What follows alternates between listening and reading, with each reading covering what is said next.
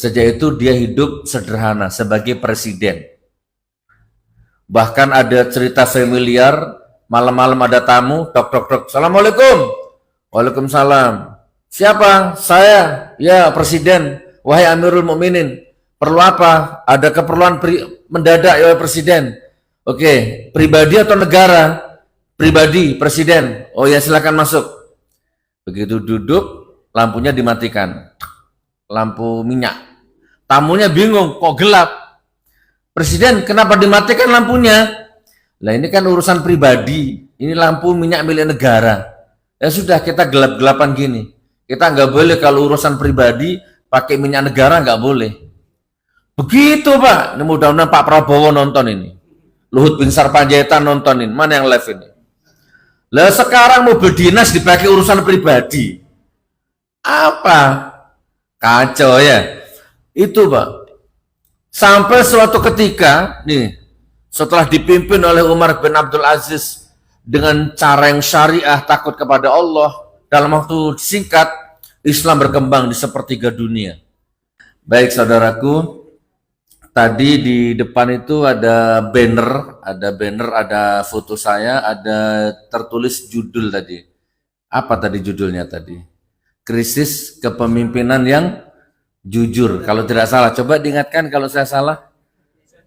Indonesia krisis darurat pemimpin yang jujur dan amanah. Itu bannernya di situ. Iya Bapak Ibu, saya tegaskan. Gara-gara saya punya pikiran seperti itu, saya dipenjara 2 kali. Itu gara-gara saya berpikir seperti itu 10 tahun yang lalu. Pertama di Bareskrim 10 bulan. Yang laporkan Gus Yakut, Menteri Agama. 10 bulan. Tapi aneh, Gus Yakut ini dipanggil terus ke pengadilan sebagai saksi, tidak pernah datang. Katanya pencemaran nama baik Ansor, pencemaran nama baik Banser. Pelapor Gus Yakut. Nah harusnya pelapor ini datang sebagai prinsipal, sebagai saksi. Diundang dengan baik, diundang dengan layak, diundang dengan resmi oleh jaksa, gak datang-datang. Tapi saya tetap divonis 10 bulan mendekam di penjara. Alhamdulillah ya, saya gak menyesal. Waktu proses penyidikan, saya ditawari. Opo? Waktu proses penyidikan, saya ditawari, pengacara saya nemui saya. Saya tidak tahu pengacara ini jujur atau nggoda saya. Gus Nur, besok Gus Nur dibawa ke lantai 15 di Borgol pakai baju oranye di konferensi pers kan. Nah ini ada titipan salam. Kalau Gus Nur besok mau minta maaf ya kepada Ansor, kepada Banser, kepada Gus Yakut, maka besok Gus Nur bebas. Jadi tidak dilanjut perkaranya. SP3. Tapi alhamdulillah saya milih di penjara daripada minta maaf. Saya nggak mau minta maaf. Nanti saja kalau sudah disidang, fakta persidangan, terbukti saya salah, baru saya minta maaf. Sekarang nggak apa-apa, saya di penjara saja. Saya tanya sama anak istri saya, beliau juga mendukung. Ya sudah Bi, jangan minta maaf. Bukan berarti ego, ini amar ma'ruf nahi munkar. Soalnya tuduhannya saya memecah belah bangsa, pasalnya itu. Saya pikir bangsa mana yang belah gitu kan? Cari bangsa mana yang belah. Rusia, Cina, Amerika, Indonesia, tidak ada bangsa yang belah Pak. Saya ini cuma rakyat biasa, jangankan mecah belah bangsa, mecah belah kelurahan aja saya nggak bisa. Itu. Lalu saya menimbulkan keonaran antar suku, antar ras, antar golongan, antar agama. Ini juga saya bantah di depan penyidik itu. Saya tunggu nanti di pengadilan. Kalau memang terbukti ada suku berantem gara-gara saya, baru saya minta maaf. Oh, Madura sama Jawa berantem berdarah-darah gara-gara Gus Nur, baru saya minta maaf. Oh, ada Kristen sama Hindu sama Konghucu sama Islam berantem berdarah-darah, baru saya minta maaf. Gitu Bapak-bapak ya Ibu. Jadi saya milih di penjara selama 10 bulan. Alhamdulillah. Tidak apa-apa. Lalu saya bebas 1 tahun di penjara lagi ditangkap lagi. Ijazah palsu. Bukan alamat palsu ya, ijazah palsu. Dituntut 10 tahun, divonis 6 tahun. Saya jalani 4 tahun. Ini baru bebas kemarin 3 bulan yang lalu. Sampai sekarang ijazahnya nggak pernah ada. Jadi kalau ada teman-teman berdebat di TV tiap hari, itu nggak ada kekuatan hukum, Pak. Ini kalau ada orang hukum ya. Saya ini di pengadilan, Pak. Saya ngomong sama jaksanya, Pak Jaksa, kalau Anda bisa mendatangkan ijazah aslinya, dan itu tugas Anda, bawa ke sini yang asli, ditunjukkan ke depan hakim, nanti kalau ada, saya cium kakimu. Itu videonya viral tuh. Dan saya akan minta maaf kepada Pak Jokowi. Dan saya akan minta maaf kepada media. Silakan datangkan ke sini. Dan itu hukumnya wajib sebagai fakta persidangan. Ternyata nggak datang, 6 bulan sidang. Nggak ada yang asli. Tapi tetap diketuk palu. 4 tahun saya di penjara. Memang Gus Nur harus salah, Gus Nur wajib salah, Gus Nur pasti salah. Repot sudah kalau gitu. Kenapa? Karena saya punya pikiran seperti yang ditulis di banner depan tadi itu. Indonesia ini krisis hukum, krisis keadilan, krisis pemimpin yang amanah. Saya jadi teringat, kalau salah dikoreksi ya, pada zaman-zaman khalifah yang dulu, salah satunya Umar bin Abdul Aziz.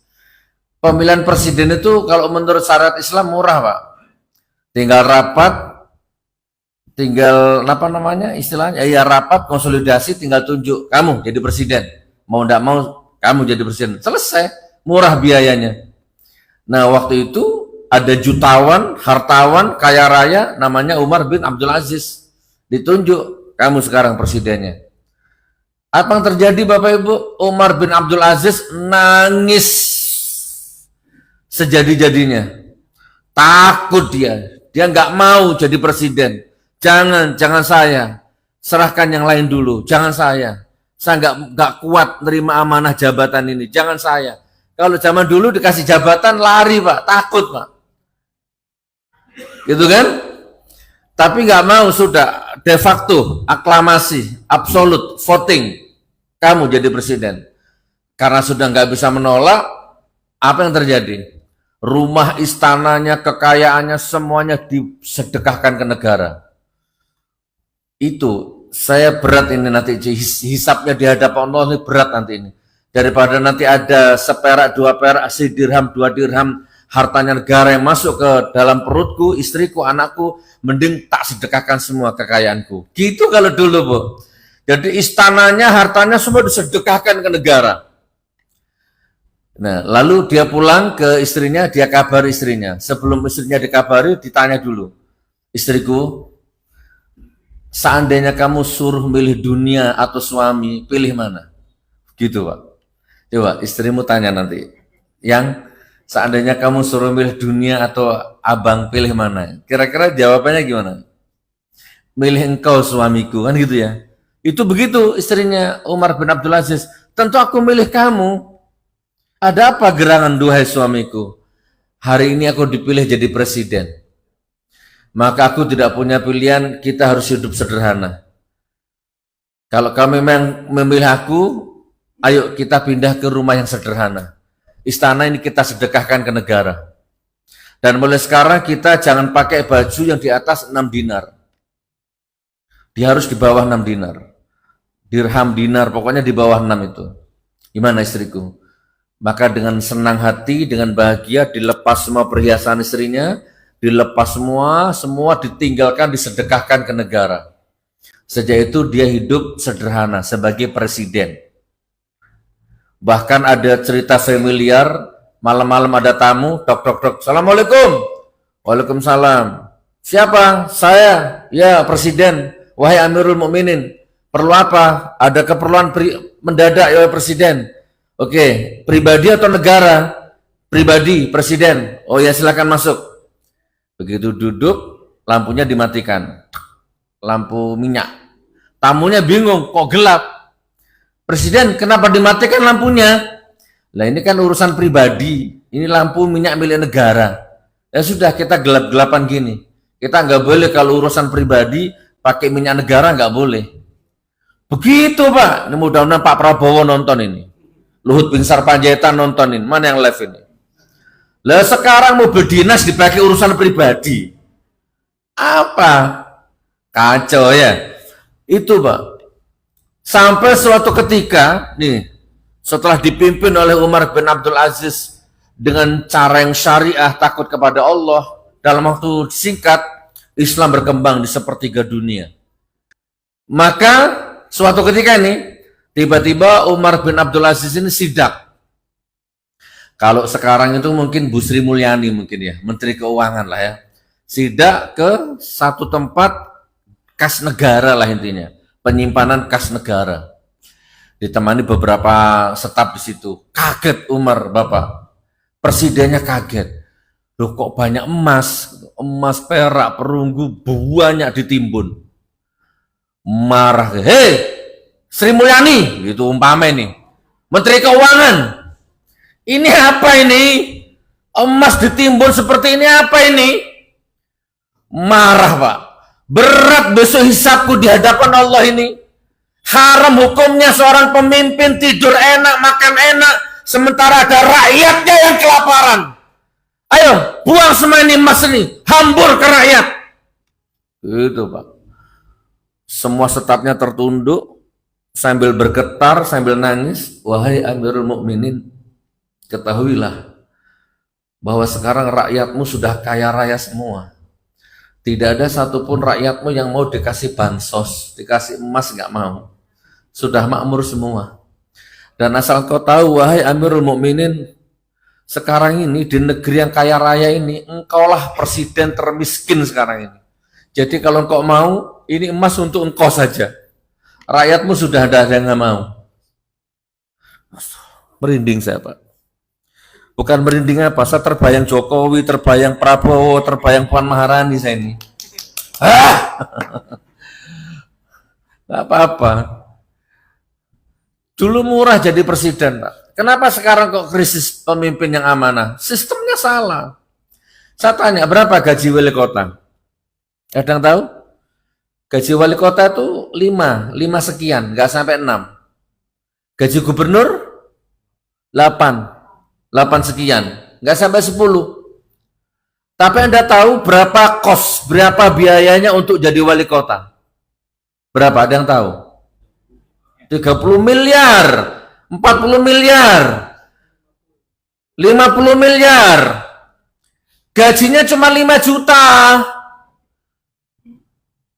Anggaplah 6 juta lah, dikalikan 5 tahun, berapa? 350 sekian, ya anggaplah 400 juta.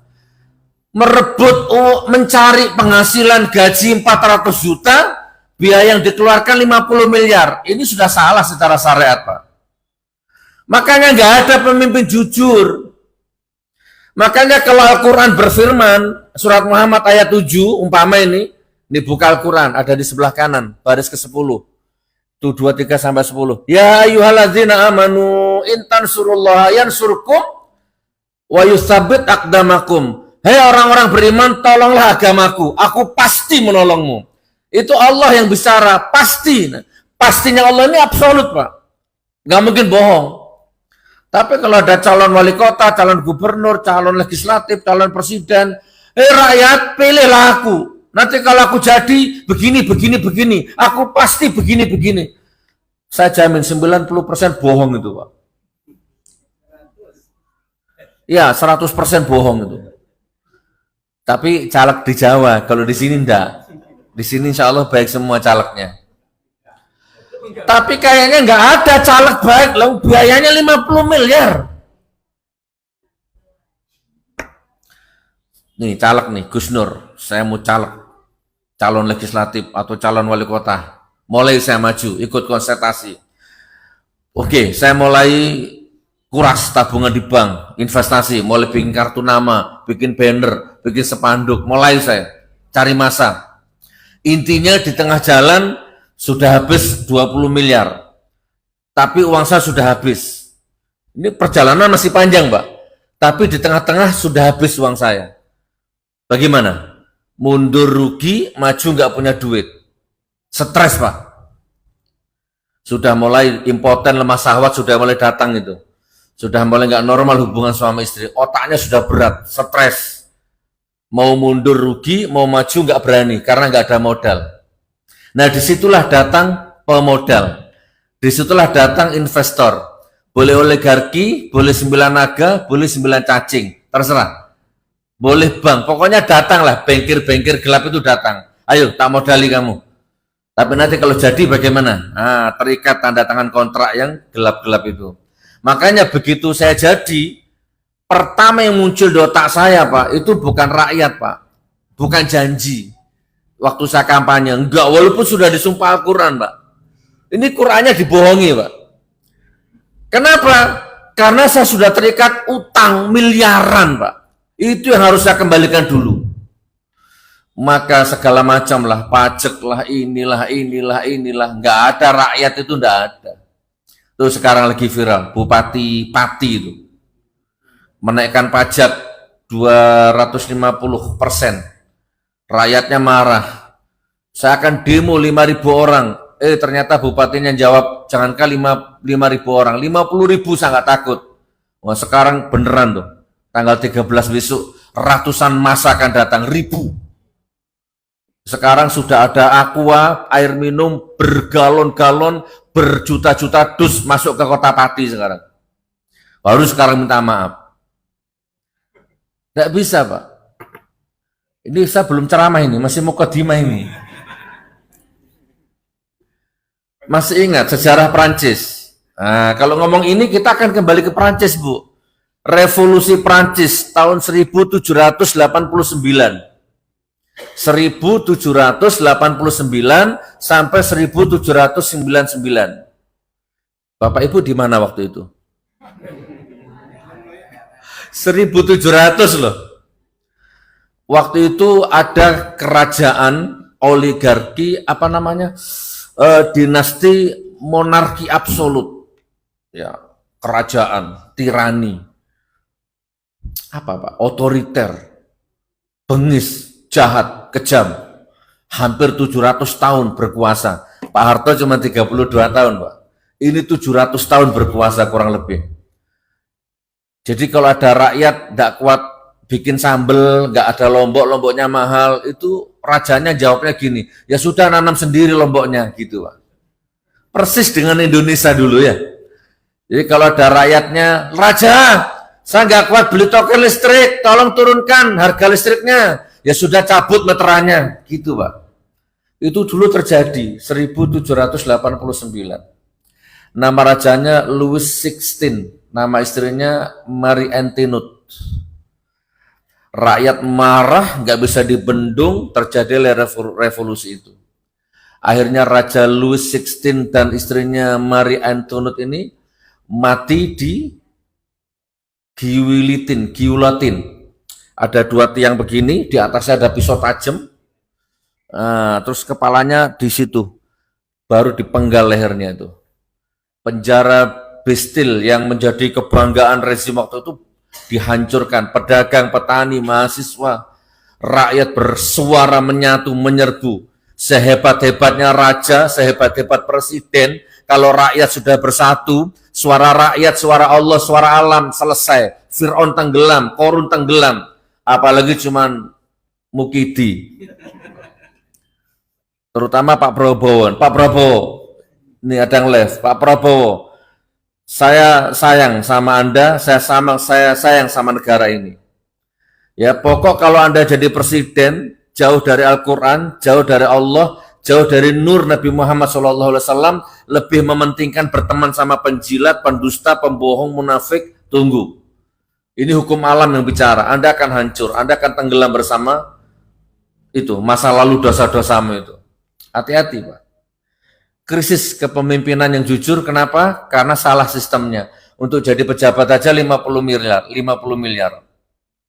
Allahu Akbar. Dan itu sebenarnya sudah diramal sama Rasulullah. Dalam satu hadis yang sangat sahih, sangat familiar, tapi saya lupa hadisnya. Coba diingatkan. Sayati ala nasi sanawatun khadda'atu yusaddaqu fihal kadzib wa yukadzabu fihas shadiq wa yu'tamanu fiha al-kha'in wa yukhawwanu fiha al-amin wa yuntiku fiha ruwaibidah. Qila wa ma ruwaibidah ya Rasulullah, kata sahabat. Qal rajulu tafihu fi amril ammah. Itu hadisnya. Perhatikan pelan-pelan Bu. Kata Rasulullah, akan tiba nanti kepada manusia tahun-tahun yang penuh kedustaan. Di mana pada tahun-tahun itu pendusta dipercaya. Ini terjadi sekarang ini.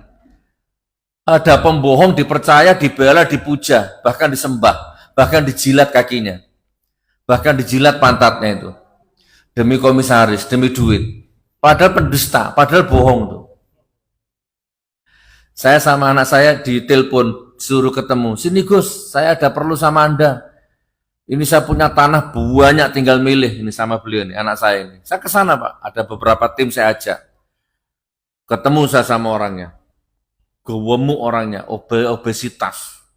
Itu ada pegawai bank, ada notaris atau apa itulah. Gus Nur punya pilih tanah di mana? Di Jawa Timur ada, Jawa Tengah ada, Jawa Barat ada. Uangnya ada. Ini Indonesia ini butuh orang seperti Anda, Gus. Ayo bikin pesantren lagi seperti di Palu. Kita biayai semua. Ya cuman kalau bisa sudahlah Gus Nur, nggak usah ngurusi pemerintah. Nggak usah ngeritik-ngeritik pemerintah. Ini ada tanah, ada uang buat pesantren, Gus. Alhamdulillah sampai detik ini saya tolak itu Bapak Ibu. Karena bersuara kebenaran itu panggilan jiwa, nggak bisa diukur dengan duit. Gitu. Apa tadi? Akan tiba satu tahun, akan tiba kepada manusia tahun-tahun yang penuh kedustaan, di mana pendusta dipercaya. Sekarang ada nggak pendusta dipercaya? Ada ya. Ya itu caleg-caleg itu udah tahu dusta dikasih kaos Anda terima. Oh kalau saya tak lempar ke mukanya itu kaos itu. Kamu nggak usah ngasuh aki kaos, kamu nggak usah ngasih aku kaos, nggak usah ngasih aku duit. Kalau kamu jujur, aku yang keluar duit nanti. Rumahku siap jadikan posko relawan. Aku siap cetak banner. Jiwaku, nyawaku tak infakkan untuk kamu. Kalau kamu jujur, nggak usah bayar. Aku miskin, tapi aku punya harga diri.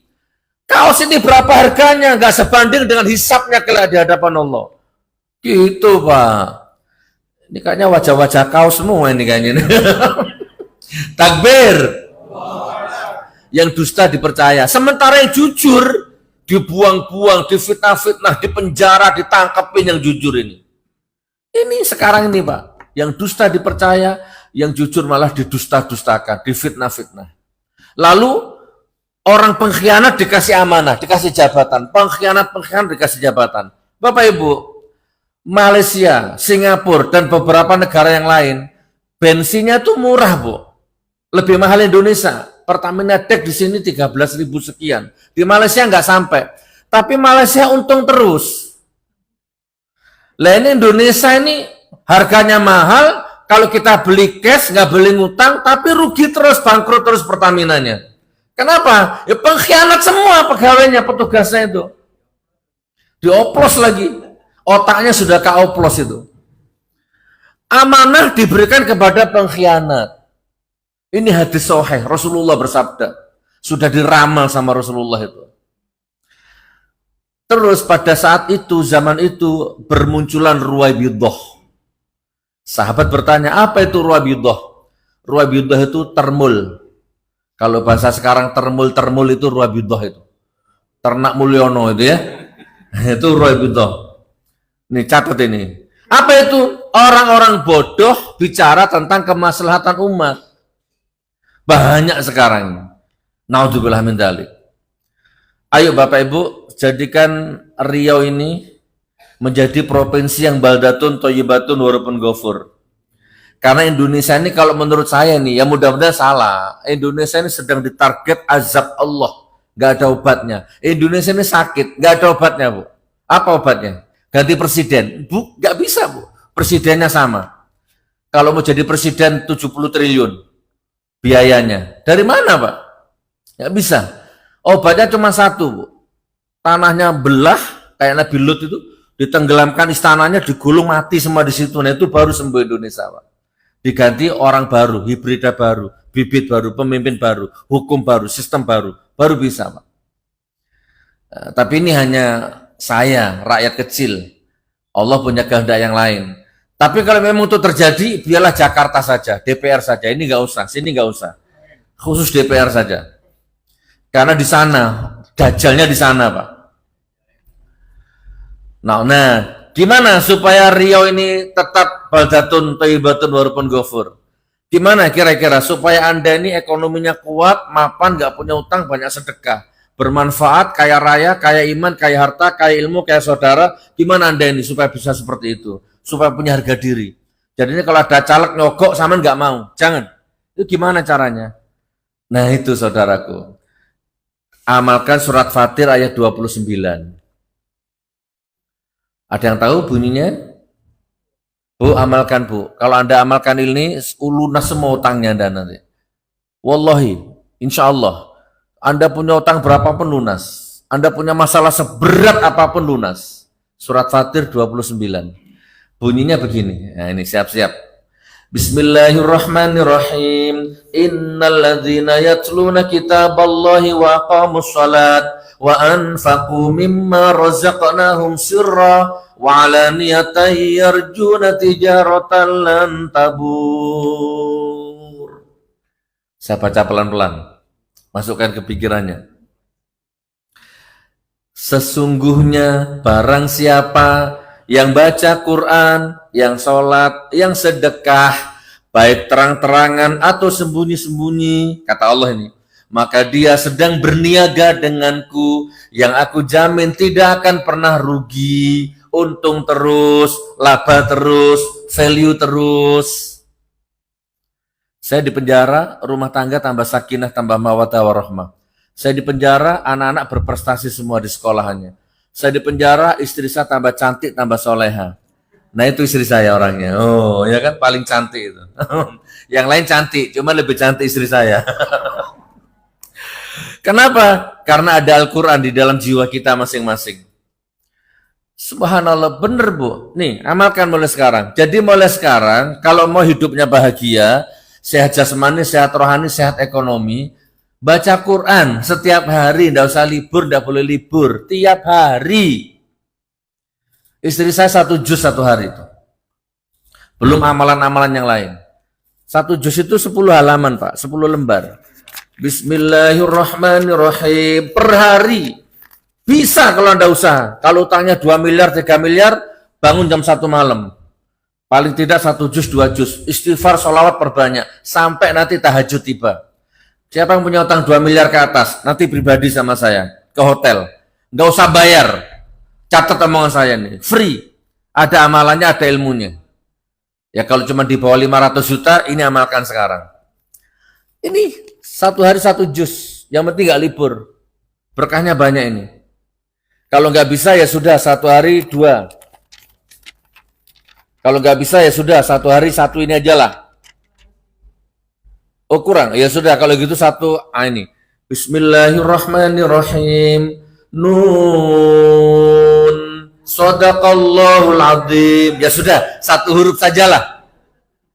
Subuh, nanti duhur lanjut. Bismillahirrahmanirrahim. Nun. Shadaqallahul adzim. Enggak apa-apa wis. Yang penting ngaji lah. Gimana coba? Loh, tapi jangan lupa Bismillahirrahmanirrahim itu 19 huruf. Hadisnya sahih. Barang siapa baca Quran 1 huruf 10 keberkahannya. Dilipat gandakan masih itu. Ar-Rahman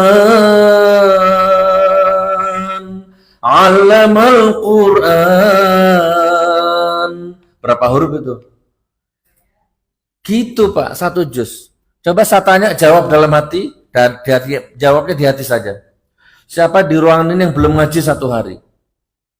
Di hati saja. Siapa di ruangan ini yang belum ngaji 2 hari? Siapa di masjid ini yang belum ngaji 3 hari? 4 hari? 5 hari? Sebulan? Untuk apa Anda hidup? Kalau nggak ngaji sebulan itu untuk apa Anda hidup Pak? Kering kerontang batinmu, tandus belantara hatimu, rezekimu banyak tapi nggak berkah Pak. Masalah terus hidupnya karena jauh dari Al-Quran. Loh ada orang sehari sebulan nggak ngaji untuk apa Pak?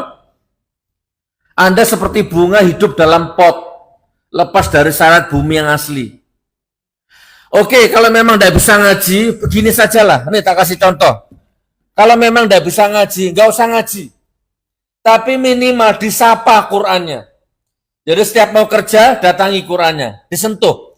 Assalamualaikum Qur'an, aku mau kerja dulu ya. Dah gitu aja. Yang penting tangannya nyentuh. Gimana? Masih mau ditawar?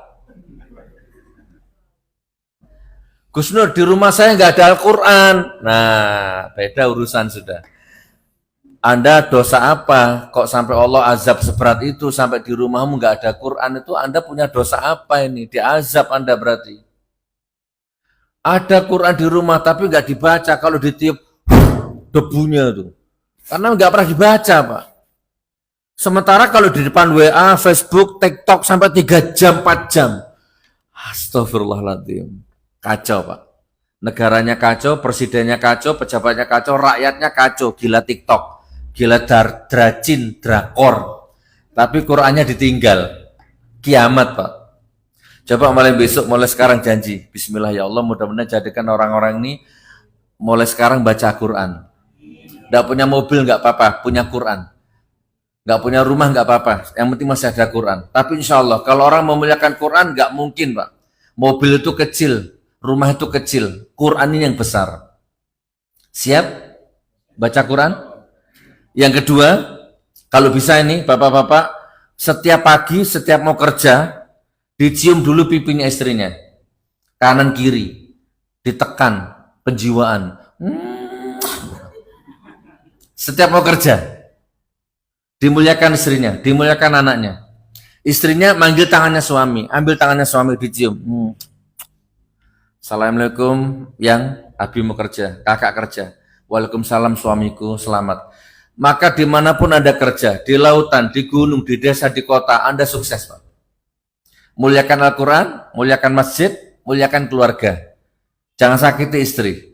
Anda sukses. Ayo, tanda tangan notaris sama saya, ya.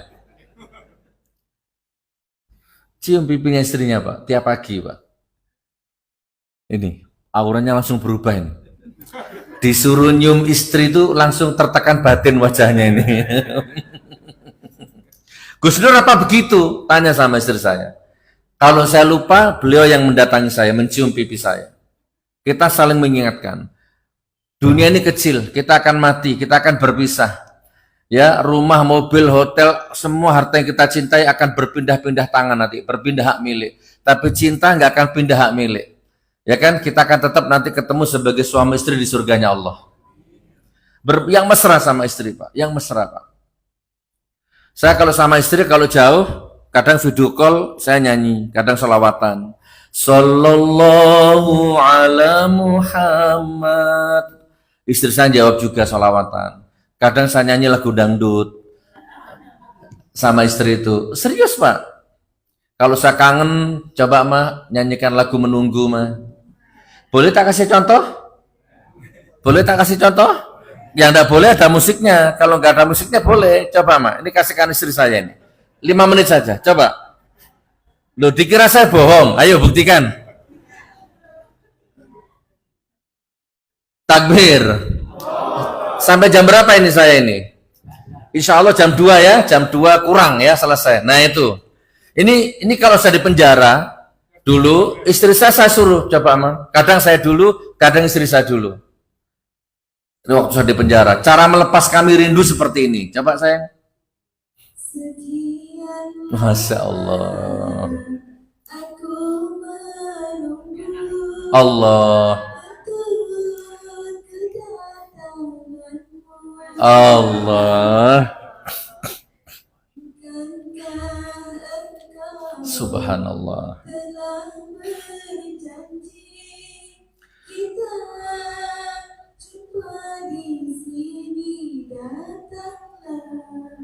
Kini ku datang padamu, curahkan, sambutlah kedatanganku.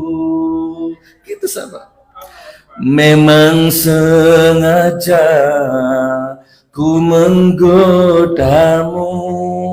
ingin tahu hatimu. Terus sambutlah kedatanganku, curahkan segala isi hatimu. Begitu Pak. Coba Bapak seperti itu. Terus dicium, gitu. Bagaimana nggak berkah rezekimu? Setan, dajjal, iblis, sihir, santet akan menyerang dirimu, menjatuhkan dirimu, nggak bisa. Karena rumah tanggamu sakinah mawaddah warahmah. Begitu Pak. Nih, saya suatu ketika Pak, ada di YouTube, nanti diklik. Gus Nur bedah rumah Madura gitu. Coba. Saya itu lagi ngontrak rumah, lagi bangun belum selesai. Tiba-tiba ada orang kirim WA, Pamekasan Bangkalan. Tahu Pamekasan Bangkalan? Madura. Gus Nur, ini ada 2 orang Gus, Pamekasan Bangkalan. Yang satu ustadz, yang satu muadzin. Orang tidak punya, fakir miskin, kaum duafa. Rumahnya roboh Gus Nur, nggak bisa ditempati. Adalah rumah bambu. Camat lurah sudah ke sana difoto, tapi nggak ada realisasinya. Tolong dong Gus dibantu. Coba Bu. Saya sendiri masih ngontrak, bangun rumah belum selesai, ada orang minta dibuatkan rumah. Saya panggil istri saya, "Mah, coba dilihat ini." Anak-anak panggil sini. Keputusan keluarga mengatakan, oke, kita pending dulu rumah kita. Ini rumahnya orang, kita selesaikan dulu. Ini kasihan ini. Mau roboh menyatu dengan tanah itu. Saya ke sana, saya eksekusi dengan keluarga, saya ke sana. Ustadz, izin. Saya bantu, saya bangun rumahnya. Tapi saya izin, tak syuting, tak masukkan YouTube. Boleh enggak? Bukan pamer, bukan riak. Biar bupatimu lihat, wali kotamu lihat, gubernur lihat, presidenmu lihat. Oh enggak apa-apa Ustadz, enggak apa-apa Gus Nur. Akhirnya kita bangun. Peletakan batu pertama sampai gunting pita kita masukkan. Kita masukkan YouTube. Ada di YouTube, bukan nanti. Nanti di rumah, jangan di sini Pak. Sekarang ngaji dulu. 3 bulan selesai rumahnya orang, kita pulang ke rumah ke Malang. Kita lihat rumah kita tuh yang lagi dibangun. Alhamdulillah ya Allah, rumahku belum selesai ya Allah, tapi rumahnya orang selesai duluan. Ada kepuasan batin Pak, yang tidak bisa diukur dengan uang Pak. Gimana? Pak, Anda masih ngontrak, lagi bangun belum selesai, ada orang minta dibuatkan rumah, fakir miskin. Terus Bapak panggil istrinya, "Beb, sini Beb." Yang sini yang, menurut Bebek gimana? Kira-kira gimana jawaban istrimu? Kira-kira? Kira-kira? Bapak kesurupan di mana gitu ya? Rumah kita aja belum beres gitu. Nah coba mulai sekarang jangan begitu Bu. Sabtu, Minggu, Senin, Selasa, Rabu, Kamis, Jumat, Sabtu, Minggu, Senin, Selasa. Dunia ini tetap Bu. Beredar pada rotasi waktu yang tetap, tapi sedekah kita nggak akan tetap Bu. Sedekah kita terus berubah, terus berkembang algoritmanya. Begitu Pak. Gus Nur di penjara. Gus Nur, istri saya mau melahirkan Gus, butuh uang 1,5 juta. Tolong Gus Nur. Saya nggak punya uang Pak, belum besukan. Tapi saya nggak saya patahkan harapan orang itu, enggak. Hati-hati Pak. Bangun harapan orang walaupun harapanmu nggak jelas. Oke Mas. Begini, 650 jumlah nabi. Coba sama usaha dulu ke yang lain, nanti kalau nggak ada baru ke saya. Karena memang saya nggak punya duit. Ternyata dia jawabnya gini, "Sudah Gus, saya datangi semua, termasuk petugas.